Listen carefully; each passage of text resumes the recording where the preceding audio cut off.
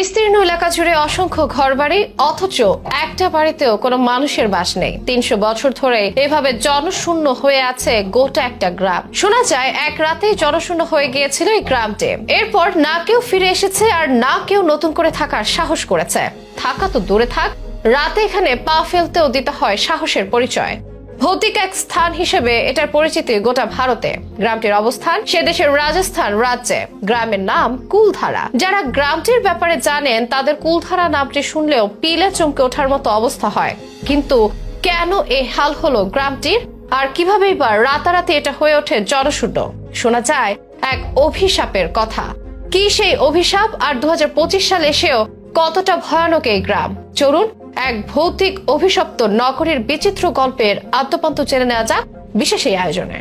বিচিত্র এই দুনিয়ায় রয়েছে হর কিসেমের মানুষ আর লোকালয়, তেমনি রয়েছে বিশেষ কিছু গ্রাম আমাদের ভাষায় যা খাপছাড়া বা অদ্ভুত। কোনো গ্রাম হয়তো বিশেষ কোনো কারণে বিখ্যাত, কোনো গ্রাম হয়তো বিশেষ কোনো রহস্য নিয়ে বিশ্ববাসীর কাছে আলোচিত। আর বিশ্বের বিভিন্ন প্রান্তে ছড়িয়ে ছিটিয়ে থাকা আজব কিছু গ্রামের একটি হচ্ছে ভারতের কুলাধারা। এটাকে অবশ্য আজব না বলে বলতে হবে ভৌতিক কিংবা অভিশপ্ত। রাজস্থান রাজ্যের জয়সলমেরের সোনার কেল্লা থেকে প্রায় 18 কিলোমিটার পাড়ি দিলে মেলে এই কুলাধার মরুর রাজ্য। রাজস্থানে অবশ্য ভূতের জায়গার অভাব নেই, তবে সবকিছু হার মানায় কুলাধার। গোটা ভারতের সবচেয়ে ভৌতিক স্থানগুলোর খোঁজ করলে সামনে আসে কুলাধারের নাম। প্রায় 300 বছর হলো এই গ্রামে কেউ থাকেন না। পুরাতন বাড়িঘর আজও ঠাই দাঁড়িয়ে আছে, নেই একটিও মানুষ। লোক মুখে শোনা যায় একটা সময় পালিবাল ব্রাহ্মণদের বাস ছিল এই গ্রামে, ছিল ব্যাপক জনবহুল গ্রাম। কিন্তু কিভাবে জনশূন্য হলো, নেপথ্যে রয়েছে এক রোমাঞ্চকর কাহিনী। স্থানীয় কিংবদন্তি অনুসারে এই গ্রামের ধ্বংসের পেছনে ছিলেন তৎকালীন জয়সলমের রাজ্যের মন্ত্রী সালিম সিং। কথিত আছে তিনি গ্রামবাসীদের প্রতি কঠোর ও নৃশংস আচরণ করতেন।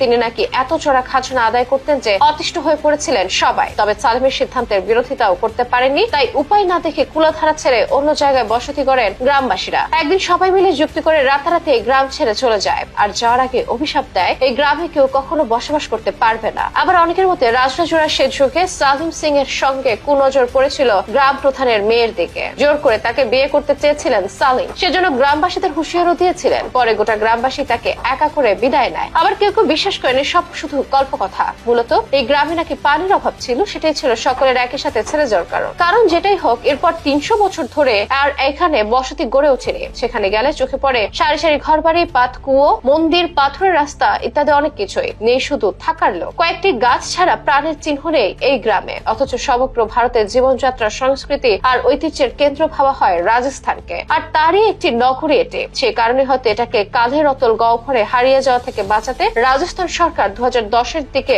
গ্রামটিকে একটি টুরিস্ট স্পট হিসেবে গড়ে তোলার সিদ্ধান্ত নেয়। তারপর থেকে এই গ্রাম পর্যটকদের কাছে একটি আকর্ষণীয় স্থান হয়ে উঠেছে। এখানে আসা পর্যটকেরা পরিত্যক্ত বাড়িঘর, মন্দির ও কূপ দেখে অতীতের এক সমৃদ্ধ জনপদের চিত্র অনুভব করতে পারেন। যদিও দিনে সবাই পা ফেললেও রাতে কেউ সে সাহস করতে পারেন না। অনেকে তো এটাও দাবি করেন জনমানবহীন কুলাধারায় ঘুরে বেড়ায় ভূত প্রেত। সেখানে বসতি করার চেষ্টা করলেও নাকি নানা ভৌতিক কাণ্ড কারখানার মুখে পড়তে হয়।